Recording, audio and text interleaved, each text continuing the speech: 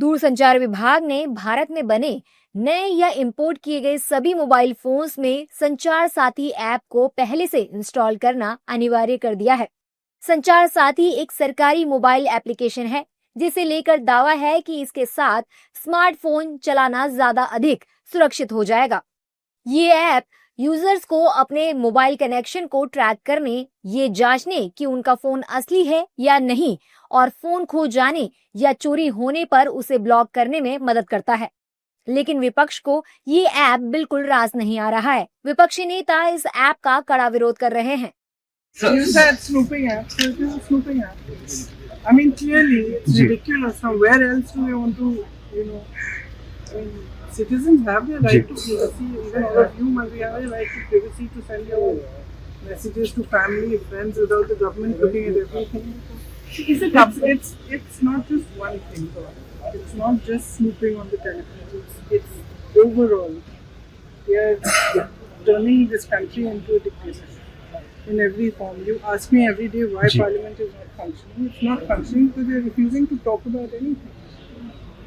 So it's very easy to blame the opposition. But the fact is they are not allowing any discussion on anything. देश को हम कहाँ लेके जा रहे हैं?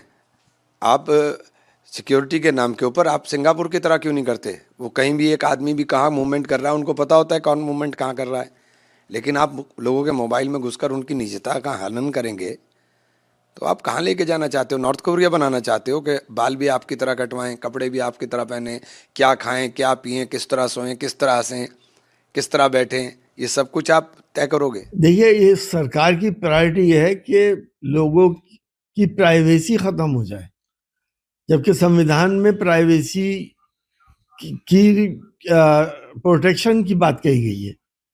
अब ये सरकार पहले पेगासस लाई थी जिससे सबकी प्राइवेसी खत्म हो चुकी है। हमने जैसा सुना है पेगासस के बारे में कि अगर आपका एंड्रॉइड टीवी ऑन है तो आपकी वीडियो कमरे की कहीं भी पहुंच सकती है, कहीं भी जा सकती है।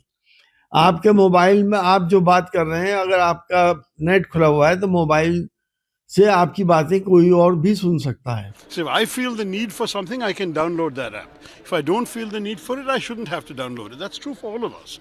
It's common sense. Why it is being made compulsory, that the government has to explain. वहीं विपक्ष का विरोध और बवाल बढ़ता देख केंद्रीय मंत्री ज्योतिरादित्य सिंधिया ने साफ कर दिया है कि इस ऐप को रखना जरूरी नहीं है, आप चाहे तो इसे डिलीट कर सकते हैं। इसके आधार पर ना कोई स्नूपिंग है, ना कोई कॉल मॉनिटरिंग है। अगर आप चाहते हो तो इसको आप एक्टिवेट करो, अगर आप नहीं चाहते तो इसे एक्टिवेट मत करो, ऑप्शनल हो। सुनिए ना, अगर आप इसको अपने फोन पे रखना चाहते हो तो रखो, अगर आप इसको डिलीट करना चाहते हो तो डिलीट करो। जिस तरीके से, उदाहरण के तौर पर आपके फोन पे जब आप फोन खरीदते हो तो उस पर कई ऐप्स आ जाती है, जैसे गूगल मैप्स भी आ जाता है। अब आपको गूगल मैप इस्तेमाल नहीं करना है तो आप डिलीट कर लो। अगर आपको संचार साथी इस्तेमाल नहीं करना है तो डिलीट कर दो। ऑब्वियसली डिलीट कर सकते हो आप, कोई प्रॉब्लम नहीं है। लेकिन तो बात क्लेरिफिकेशन अभी तक एक मिनट, वही तो हर भ्रम डेटा प्रोटेक्शन, ये कस्टमर प्रोटेक्शन की बात है और हर भ्रम को मैं तोड़ने की कोशिश कर रहा हूँ।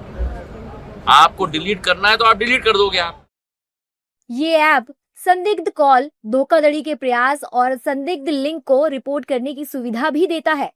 सोमवार से ही संचार साथी को मोबाइल फोन में अनिवार्य किए जाने पर लगातार हंगामा मचा है। विपक्ष सरकार पर इस ऐप के जरिए जासूसी करने का आरोप लगा रहा है। हालांकि सिंधिया की सफाई के बाद काफी चीजें स्पष्ट हो गई हैं।